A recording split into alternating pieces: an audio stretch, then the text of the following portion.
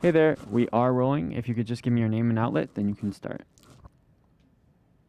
Okay, hi, Henry. I'm Kami Allen from themamadiaries.com. It's so great to talk with you today. Oh, you got to tell me the Mama Diaries. That's a great title. What's your deal? What are the Mama Diaries about? Oh, well, it's mostly an entertainment blog. It has a little bit of lifestyle thrown in. I'm a mom of two boys, and I always kept a diary when I was a child, so I kind of went off of that. Pretty cool.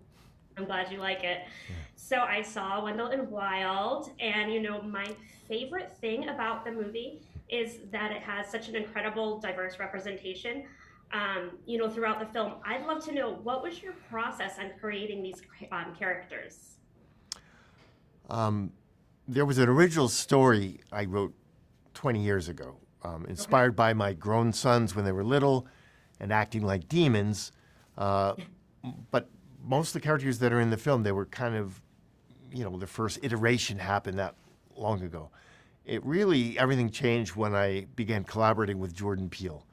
Turns out he was a total stop motion fan, knew all about it, wanted to do more than a voice on this, and became a creative collaborator. He started making suggestions and what kind of films he wanted to make in his new company, Monkey Paw. So that had a lot to do with leading to the diversity of characters. It was kind of like starting with Kat. He wanted her to be a person of color, and he let me choose. And I said, well, she's got to be African American then. And that sort of just, that was unlocked the key to everybody. I just saw a real team of diverse characters. Like Ms. Hunter is Native American. She's the social worker you meet at the beginning of the film.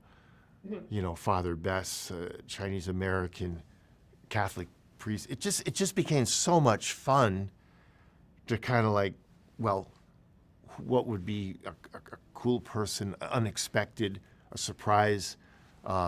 We're just trying to reinvent, you know, animated cliches and make them fresh. So it was really like Jordan unlocked the door, and then it became a wonderful challenge to figure out who everybody could be and have it be part of the story, but not the story. That it's not about diversity. It's not about, there's one trans kid. Well, he Right. happens to be trans. Hmm.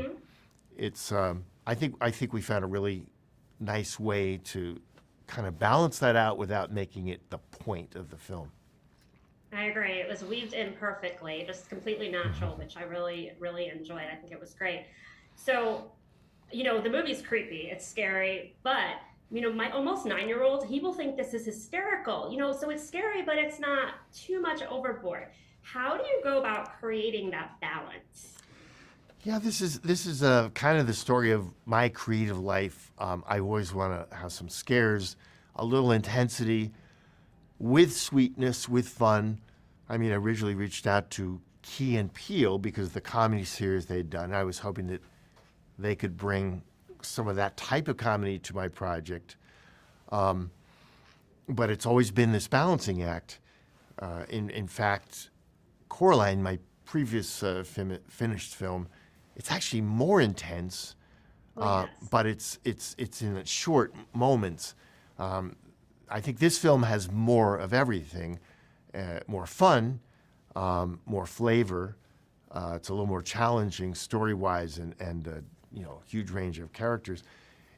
There's no single answer, but it's a line I've walked my whole creative life.